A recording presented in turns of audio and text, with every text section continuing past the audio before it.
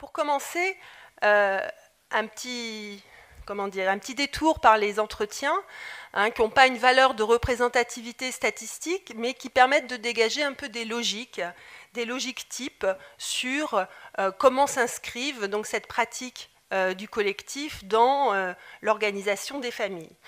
Alors, par exemple, la famille de Marielle, 13 ans, que j'ai interviewée. Donc Marielle a fréquenté la halte garderie, puis la crèche.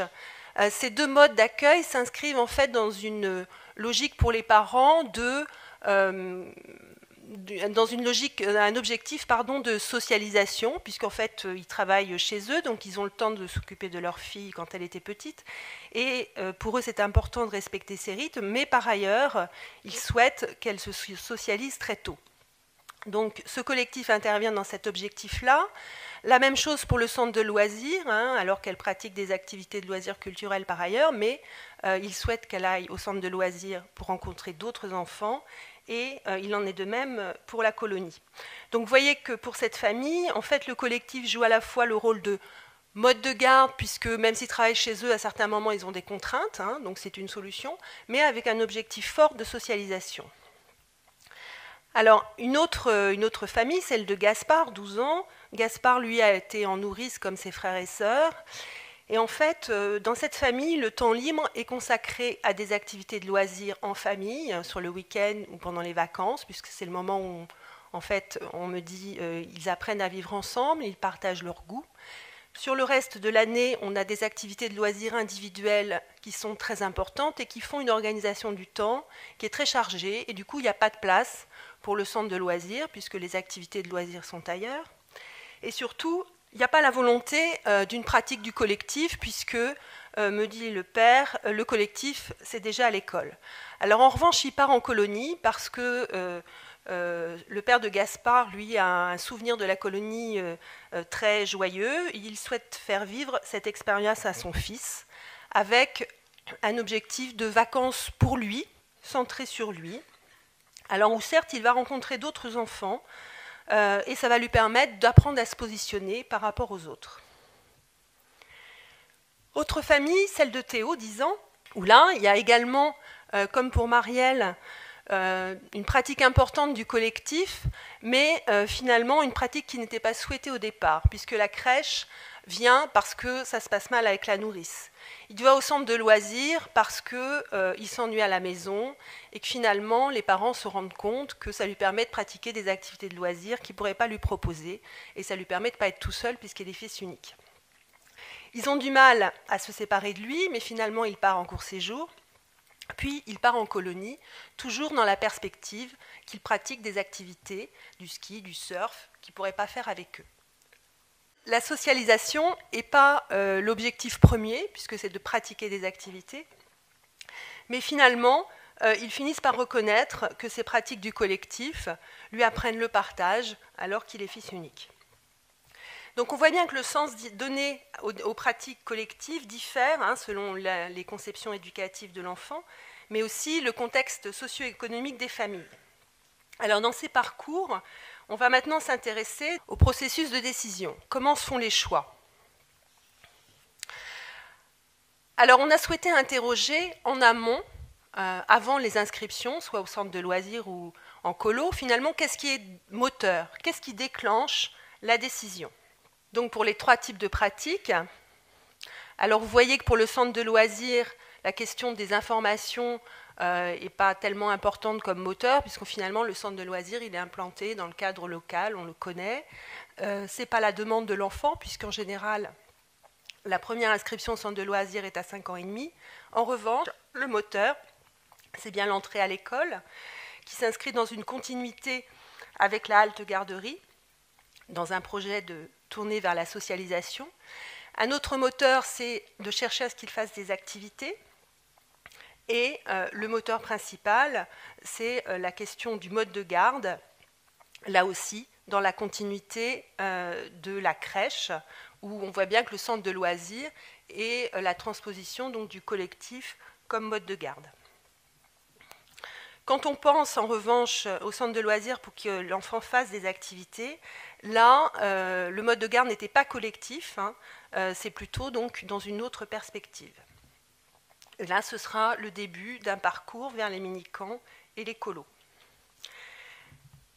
Alors, pour les mini-camps, le moteur, c'est essentiellement la proposition, l'offre du centre de loisirs, hein, qui déclenche, ou la demande de l'enfant, poussée par ses pairs, le plus souvent. Pour la colonie, pour une faible proportion, c'est quand les parents ont appris qu'ils pouvaient bénéficier d'une aide. Alors, ce déclencheur est souvent donné en seconde raison, associé à la question de l'information, hein, qui souligne bien l'importance pour ces familles à faible revenu de l'association entre aide et information. Donc, dans notre population d'usagers, 37% avaient bénéficié d'une aide directe pour partir en colo. Dans l'enquête 2011, on avait 18% de familles bénéficiant d'une aide directe. Donc vous voyez que là, pour ce premier départ, on a une plus forte proportion qu'en général de familles aidées, ce qui souligne bien l'importance de l'aide comme déclencheur. On a dans notre population 45% qui disent avoir bénéficié d'un financement partiel. Ils étaient 51% en 2011. Ensuite, le départ en colo, on y pense aussi parce qu'on a eu des informations et on y pensait depuis que l'enfant était tout petit. Alors, depuis qu'il était tout petit, c'est très lié à l'expérience des parents, hein, qui en ont eu un beau souvenir, et donc qui souhaitent que leur enfant vive cette expérience. Et vous voyez que de manière centrale, pour 30%, c'est l'enfant qui est le moteur de la décision du départ. Alors, si on revient sur la question de l'information, donc on l'a vu, était plus importante pour les centres de loisirs et les mini-camps. Donc, comment vous avez eu l'information? Vous voyez que le rôle de la mairie est central. Pour les colonies, on a aussi le comité d'entreprise. Et en revanche, la recherche sur Internet, donc dans cette première intention, c'est l'information qui a déclenché l'envie du départ, Internet intervient très faiblement. Qui est-ce qui vous en a parlé, qui vous en a donné envie? La même chose, la mairie. Et puis, pour les colonies, très fortement, l'entourage, l'importance donc, du bouche à oreille sur l'idée de faire partir son enfant en colo.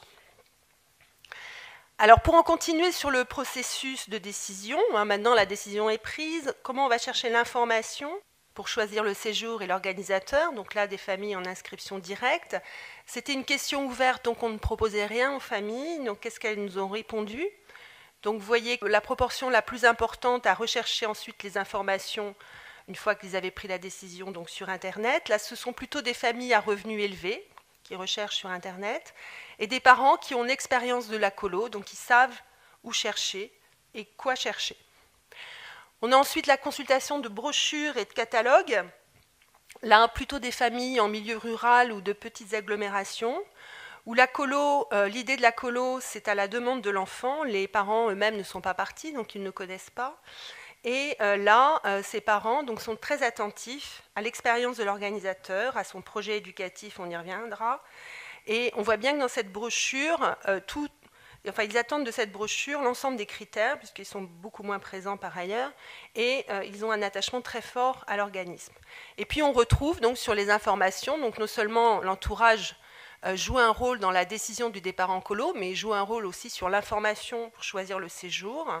Et là, il y a une importance grande accordée à la réputation de l'organisme. Alors, on a décidé d'inscrire son enfant en centre de loisirs, en colo. On a commencé à chercher les informations. Et finalement, pour quelles raisons on l'inscrit? Quelles sont les motivations? Alors, pour commencer par le centre de loisirs, donc on proposait une série d'items aux familles en leur demandant de dire si c'était des raisons qui leur correspondaient, pas du tout, pas vraiment, assez bien ou très bien. Et donc là, vous avez les notes moyennes. Donc le plus haut, c'est ce qui correspond le mieux, qui a été noté le plus fortement par les familles. Donc la première motivation pour envoyer son enfant au centre de loisirs, c'est qu'il s'amuse et qu'il pratique ou découvre des activités diversifiées.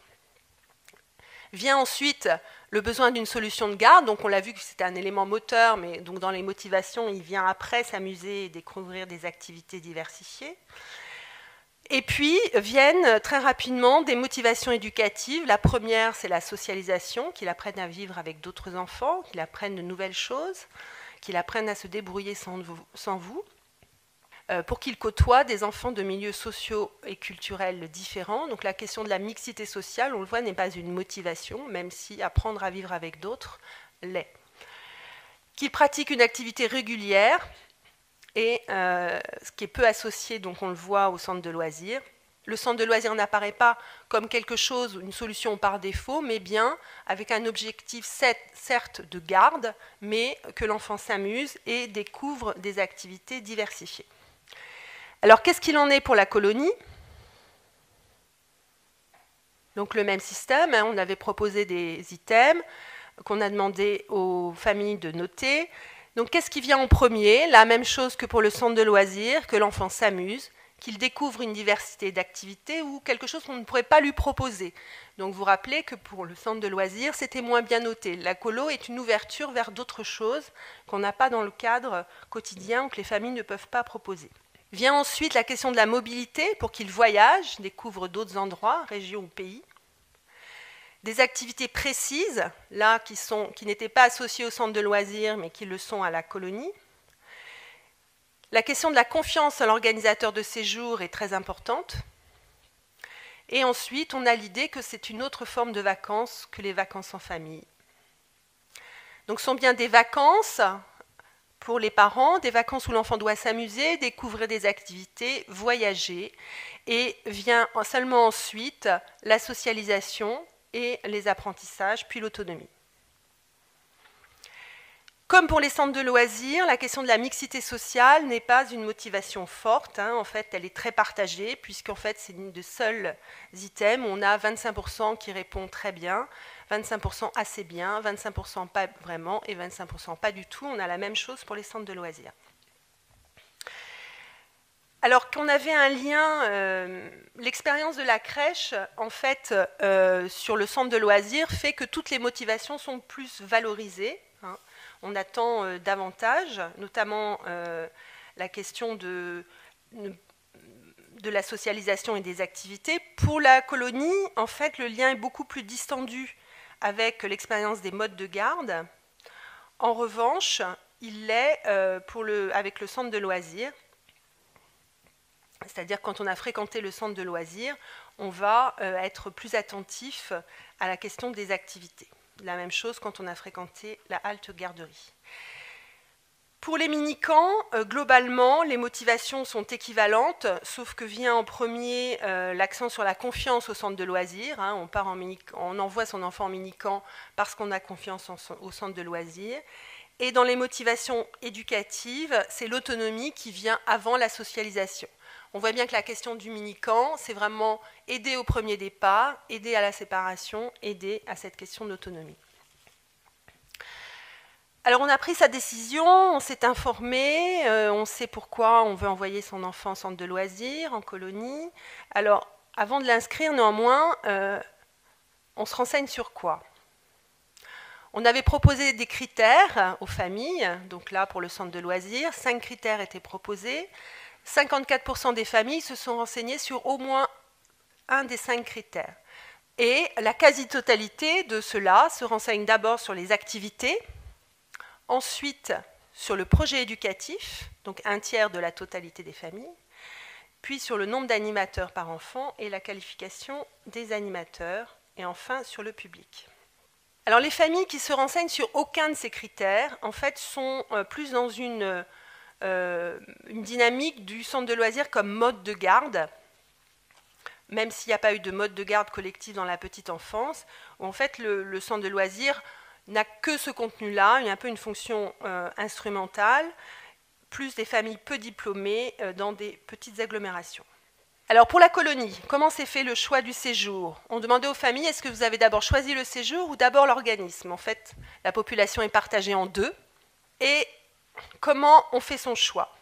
Alors là, c'est pareil, on proposait des critères aux familles. Donc vous voyez que À égalité, pour les familles qui ont choisi l'organisme en premier ou le séjour en premier, on a le projet éducatif. Mais ceux qui disent avoir d'abord choisi l'organisme, on le voit, ont une attention particulière, donc à la réputation de l'organisateur, 81%, à son expérience, mais aussi à son statut.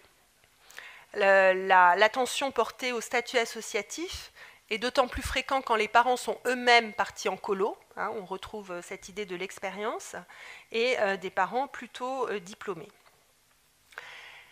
Donc 45% et 31% donc, sont attentifs au statut, mais c'est néanmoins plus la réputation et l'expérience de l'organisme qui comptent que ce statut. Donc j'ai choisi l'organisme. Avant d'inscrire l'enfant, qu'est-ce que je regarde? On proposait des critères. 68% des familles se sont renseignées sur au moins un des 4 critères proposés. Donc vous voyez, en premier, soit la quasi-totalité de celles qui se sont renseignées sur quelque chose se sont renseignées sur le projet éducatif, ensuite sur le nombre d'enfants par chambre, à égalité le taux d'encadrement et le diplôme. Ces autres éléments que vous voyez, sécurité, conditions de séjour, en fait, ce n'étaient pas les critères proposés, mais il y avait la possibilité pour les familles de proposer autre chose. Donc vous voyez que la question de la sécurité arrive pour 5%. On ne l'avait pas dans les critères, mais dans une autre question sur les raisons de ne pas inscrire l'enfant.